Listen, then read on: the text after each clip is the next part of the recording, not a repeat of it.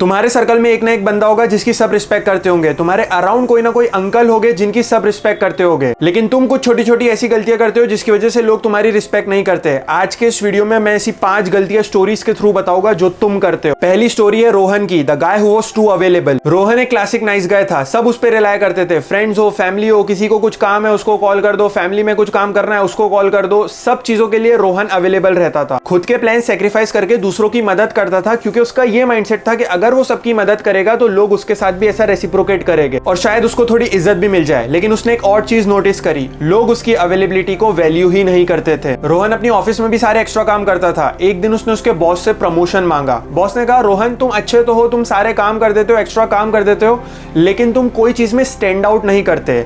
You are just reliable, तुम्हारे पर rely किया जा सकता है। And that hit him hard. Rohan को समझ में आया, अवेलेबल होने से इज्जत नहीं मिलती, अवेलेबल होने से बस तुम लोगों की नजरों में रिलायबल बनते हो एंड उसकी वजह से लोग तुम्हें फॉर ग्रांटेड भी लेना शुरू कर देते हैं। Lesson number 1, availability is not respect. जब तुम अवेलेबल होते हो लोग तुम्हें फॉर ग्रांटेड लेंगे, ये लिख कर ले लो। जब तुम हमेशा अवेलेबल होते हो तुम सिर्फ डिपेंडेबल होते हो, लेकिन लोग इस चीज की रिस्पेक्ट नहीं करते हैं। वहीं पे अगर तुम बिजी हो, सेल्फिश हो अपने काम को लेकर, तब कोई तुमसे काम मांगने आ रहा है और तब तुम उसको हाँ बोल रहे हो, तो वो इंसान भी समझेगा कि यार ये बंदा बिजी रहता है फिर भी अपने टाइम में से मेरे को टाइम निकाल के दे रहा है। And that's when they start respecting you. Every time you say no, you are increasing your standard. Story number 2, Meera the employee who avoided conflict. Meera एक ऐसी बंदी थी जो सारे काम कर देती थी। ऑफिस में अगर बॉस बोलता है कोई काम को रीडू करना है, कोई प्रोजेक्ट को फिर से बनाना है, किसी और का एक्स्ट्रा काम करना है, वो सब कुछ कर देती थी। इनफैक्ट उसके कलीग्स उसके काम का क्रेडिट भी चुरा लेते थे, बिकॉज मीरा को ऐसा लगता था कि अगर वो चुप रहेगी, शांत रहेगी, तो लोग उसकी रिस्पेक्ट करेंगे, लोग उसको एक हम्बल इंसान समझेंगे। एक दिन मीरा एक बहुत इंपॉर्टेंट ऑफिस मीटिंग में बैठी हुई थी और उसके कलीग ने उसका आइडिया चुरा लिया और उसे क्रेडिट भी नहीं दिया। दैट्स व्हेन उसका पेशेंस ब्रेक हो गया और वो खड़ी हुई खुद के लिए और उसने बताया कि उसका भी कंट्रीब्यूशन है इस काम में।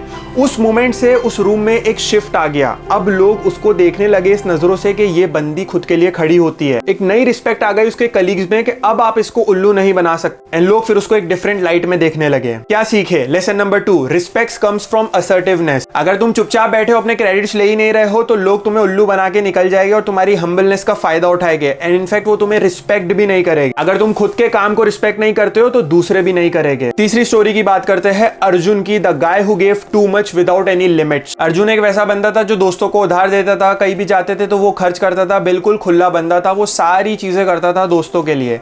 लेकिन इंस्टेड ऑफ एप्रिशिएटिंग इट, उसने नोटिस किया कि कुछ टाइम बाद लोग उससे और ज्यादा एक्सपेक्ट करने लगे, एंड इनफैक्ट वो कहीं भी गलती से कोई चीज के लिए नहीं बोलते था बिकॉज ऑफ सम रीजंस, तो लोग उससे अनकंफर्टेबल हो जाते थे, बिकॉज सबको आदत हो गई थी कि अर्जुन तो सब चीजें करता है, वो खर्च करता है, और लोग उसके पैसे भी नहीं लौटाते थे और ना उसके लिए वो फेवर्स रेसिप्रोकेट करते थे। फाइनली अर्जुन ने बोला, भैया अब मैं बाउंड्री सेट करूंगा। जब दोस्त यार उससे फेवर्स मांगने लगे, उसने मना करना स्टार्ट कर दिया। लोग बहुत अनकंफर्टेबल हुए स्टार्टिंग में, लेकिन उसके बाद फिर लोग रिस्पेक्ट करने लगे उसकी बाउंड्रीज की। देखो, जो दो दुश्मन होते हैं ना, वो भी आपस में एक दूसरे की बहुत रिस्पेक्ट करते हैं। क्यों करते हैं? बिकॉज उनको पता है कि कोई चीज के लिए खड़ा होगा ना तो ये उस चीज पर खड़ा रहेगा, ये पलटेगा नहीं, ये मुकरेगा नहीं, ये दबेगा नहीं। सो इसीलिए बड़े बड़े जंग भी हुए, जो उसमें आपने देखा होगा कि जब दुश्मन कोई मर जाता है तो वो उसके फ्यूनरल पे जाता है, बादशाह होता है, कोई भी होता है, बिकॉज वो उसकी रिस्पेक्ट करता है, because of his thought and his ability to take stand. क्या सीखे? Lesson number 3, kindness without boundaries is not kindness to yourself. दूसरों पे जेनरसिटी दिखा के, दूसरों से एडमायर होने की ख्वाहिश में तुम खुद के लिए काइंड नहीं रहते हो। खुद की बाउंड्रीज को प्रोटेक्ट करोगे तो दूसरे भी उसकी रिस्पेक्ट करेंगे। चौथी स्टोरी की बात करते हैं Priya, the daughter who wanted to prove herself. Priya हर वो हिंदुस्तानी बच्चे की तरह है जो अपने माँ बाप को प्रूव करना चाहते हैं कि वो भी कुछ कर सकते हैं। इसीलिए उसने सारी चीजें करी, एग्जाम्स में अच्छा स्कोर करी, जैसा कॉलेज बोले वैसे कॉलेज में गई,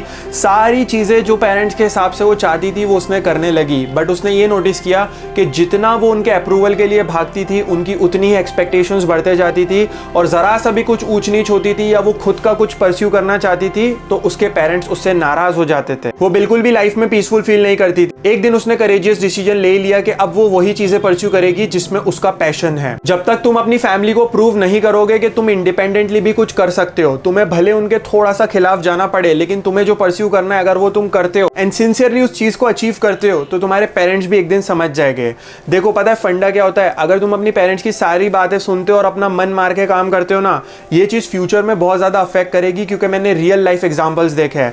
अगर तुम्हारे पेरेंट्स तुमको बचपन में दबा रहे हैं जब उनके पास पावर है, फ्यूचर में जब तुम पावरफुल हो जाओगे और तुम्हारे पेरेंट्स इतने कैपेबल नहीं रहेंगे तुम्हारे को प्रोवाइड करने के लिए, उस मोमेंट पे एक बच्चे की थिंकिंग पता है क्या हो जाती है जब वो एक एडल्ट में टर्न होता है कि मेरे पेरेंट्स ने मेरे साथ ऐसा ऐसा किया था। एंड वो तुम्हारा जो बॉन्ड है जब वो ओल्ड एज में है और तुम तुम्हारे पीक टाइम में हो, वो बॉन्ड खराब हो जाता है। इसीलिए ये चीज़ पेरेंट्स को भी समझनी चाहिए एंड तुम्हें भी एज अ चाइल्ड समझनी चाहिए कि स्टार्टिंग से खुद के लिए स्टैंड लो, क्योंकि कैरियर, पढ़ाई ये सब मैटर नहीं करेगा एक पॉइंट के बाद जब तुम सेटल हो जाओगे, तब सिर्फ मैटर करेगा तुम्हारे बॉन्ड्स और तुम्हारा रिलेशंस जो बचपन से तुमने बिल्ड किया है। अब लास्ट स्टोरी की बात करते हैं। Rahul, the guy who wanted to be liked by everyone. ये ऐसा बंदा है जो हर बात पे हाँ हाँ करता है, किसी का भी ओपिनियन हो, अगर उसका सेम मैच नहीं भी कर रहा है तो वो बोलेगा हाँ हाँ, because he wants to please people, he is a people pleaser. लेकिन ऐसे बंदे को है ना लोग लाइक करते हैं, इसको एग्रीएबल मानते हैं, ऐसे बंदे को उसके साथ टाइम स्पेंड कर लेते हैं, लेकिन ऐसे बंदे की कोई रिस्पेक्ट नहीं करता। एक दिन राहुल के साथ भी ऐसा ही हुआ, उसके दोस्त ने बोला उससे, भाई तू डोगला है, तू जब इससे बात करता है तो इसकी हाँ में हाँ मिलाता है, तू जब इससे बात करता है तो इसकी हाँ में हाँ मिलाता है। और दोनों लोगों को पता होता है कि ये बंदा कभी खुद के लिए स्टैंड नहीं लेता। फाइनली उसने जब अपने ओपिनियंस रखना चालू किया, लोग थोड़े से वो हुए कि भाई तू तो हमेशा हाँ बोलता था और तू कैसे ऐसा बोल रहा है। कई बार कॉन्फ्लिक्ट्स भी हुए, कुछ दोस्तियां भी खराब हुई, बट इवेंचुअली लोग उसकी रिस्पेक्ट करने लगे बिकॉज अब वो खुद के ओपिनियंस खुले रखता था। लोग कॉन्फिडेंट लोगों को पसंद करते हैं, जो लोग अपने ओपिनियंस, भले सामने वाले को पता है कि यार ये मेरा ओपिनियन पसंद नहीं करेगा, फिर भी तुमने बोल दिया ना, वहाँ तुम्हारी जो इज्जत बिल्ड होती है ना दोस्त, वो कुछ नहीं है उसके सामने कि तुम सबको हाँ में हाँ मिला रहे। तो क्या सीखे? लेसन नंबर 5, अगर सबसे लाइकिंग्स चाहोगे तो तुमको कोई रिस्पेक्ट नहीं करेगा। लोग उस इंसान को रिस्पेक्ट करते हैं जिसके करेजियस बिलीफ्स होते हैं। अगर लोग देखते हैं कि तुम्हारे अंदर वैल्यू है, इवन इफ वो डिसएग्री कर रहे हैं उस चीज से, पर वो तुम्हारी रिस्पेक्ट जरूर करते हैं। रिस्पेक्ट बिल्ड होना स्टार्ट होती है खुद से। अगर तुम खुद की रिस्पेक्ट नहीं करते हो तो कोई तुम्हारी रिस्पेक्ट नहीं करेगा। तुम्हें अपने स्ट्रॉन्ग बिलीफ्स रखने पड़ेंगे, तुम्हें लोगों के बीच ऐसी बातें भी करनी होगी जो लोग एग्री नहीं करते, और तुम्हें क्रिटिसिज्म लेने से बिल्कुल नहीं डरना है। जब तुमने ये करना स्टार्ट कर दिया तो तुम्हारे अराउंड एक ऑरा बिल्ड होना स्टार्ट हो जाएगा कि इस बंदे को तुम कुछ भी घोल के नहीं पिला सकते। ये बंदा ऐसा है जो खुद के लिए तुरंत स्टैंड ले लेता है और तुमको मुंह पे जवाब दे देता है। जब आप ऐसे बन जाते हो ना, कोई आपसे पंगा नहीं लेना चाहेगा। जब ये एक हवा फैल जाती है आपके around that you are a courageous person, no one will ever fucking dare to touch you or say something against you, and that's when you become that respectable guy in that group. But मैं एक बात बोलूँ, थोड़ी controversial होगी, कभी भी किसी group में डोमिनेंट बनने की कोशिश मत करो। ये चीप ट्रिक्स है। सिर्फ खुद की वैल्यूज़ और खुद के ओपिनियंस को रखो और जो तुम हो वैसे रहो, वैसे दिखो। यहाँ पर फ्रिक्शन भी नहीं होगा ज़्यादा और ना तुम किसी से उम्मीद लगाए बैठे हो वैलिडेशन की कि तुम्हें लोग वैलिडेशन दें। सब्सक्राइब करो, नोटिफिकेशन बेल को ऑन कर दो। मिलते हैं अगले वीडियो में। Thank you very much.